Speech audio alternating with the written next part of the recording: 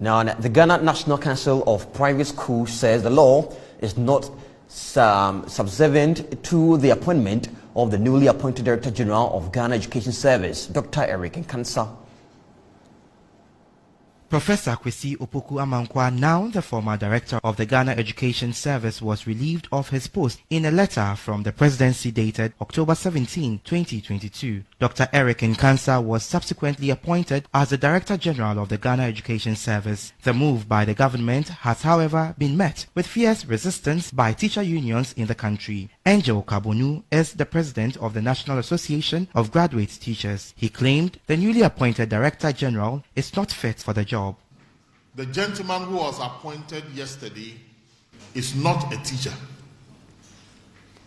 He is a banking officer who was a special assistant in the office of the minister and has been appointed as the Director General of the Ghana Education Service. We are not happy with this development. It is as if we don't have professionals and well-educated people who have gone through the mill in education in this country to run education. The gentleman who has been appointed is qualified as a banking officer, have done some small stints of teaching with Kumasi Polytechnic those days. When the minister was appointed as minister, he became a special assistant to the minister and do not have any credentials or qualification to be Director General of the Ghana Education Service. They are therefore calling for the immediate removal of the Ghana Education Service boss. It is as if we are being told that we educationists in the Ghana Education Service are no good to manage education in this country. We are calling on the President to rescind this decision that the gentleman who is appointed is not qualified by any standard to be the Director General of the Ghana Education Service. Yes, we are calling for his removal. He is not qualified to be Director General of the Ghana Education Service. And his presence will not motivate professionals who have been in this service for more than 20 to 30 years and have risen to higher rank within the Ghana Education Service. Dr. Eric Nkansa is expected to indicate his acceptance of the role within 14 days. We are now joined by Austin Gami, who is a labor expert, to speak on the issue. Now, good evening to you, Austin, and welcome to News Night. Now, what's your take on the fact that the teacher unions are calling for the immediate removal of Dr. Eric Nkansa? Well, thank you, my brother. Well, the reality is that for us, the employer reserves the right to appoint whosoever it deems fit to occupy the highest office of Director General of the Ghana Education Service. He certainly will be working with people, more so when that environment has trade unions, not just any union, but teacher unions, three major ones, who are unhappy and whose members equally seems to be supportive of the call of the union. It does appear as though the employer will have to rethink, even though it's his right to appoint, he will have to rethink, because the gentleman cannot be a proud worker in that service without the support, not of just of the union, but of the working people there, who are equally desirous to occupy such offices. So I think the employer will have to rethink, even though it's their right to appoint the people. If they force it, the consequences will be too much. And in what way do you think this will affect the efficient work of teacher unions in the schools?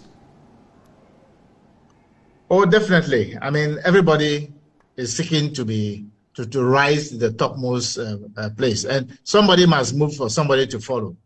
And so to them, that is it. And I can see it in their condition of service already, in the collective agreement, if you like, about promotions.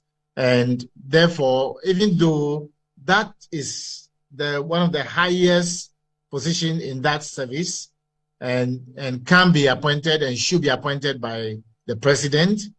I think that a lot of consultations could have been undertaken before embarking upon it, which it appears may not be the case. Our labor law is very clear. You know, you have to have an open channels of communication with your people under Section 9G of the Labor Act.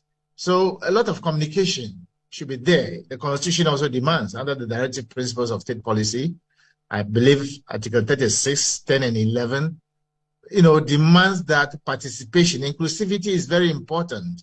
It's always advisable to involve people who are directly beneficiaries of any such organizations, you know, such action to be taken. And are there any other initiatives put in place to ensure the smooth work between GES and the teacher unions? Definitely, there has always been a cordial relationship there where they have strong reservation to disagree with something. I think often it ends up with the National Labour Commission, they help. This is not like that case.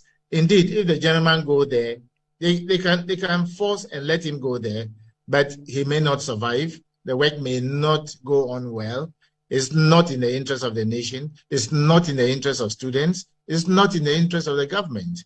I think that the best thing to have done, if they still want to have him, they can reverse and have enough consultation, convince the unions and the members of the service that this is the right man for them.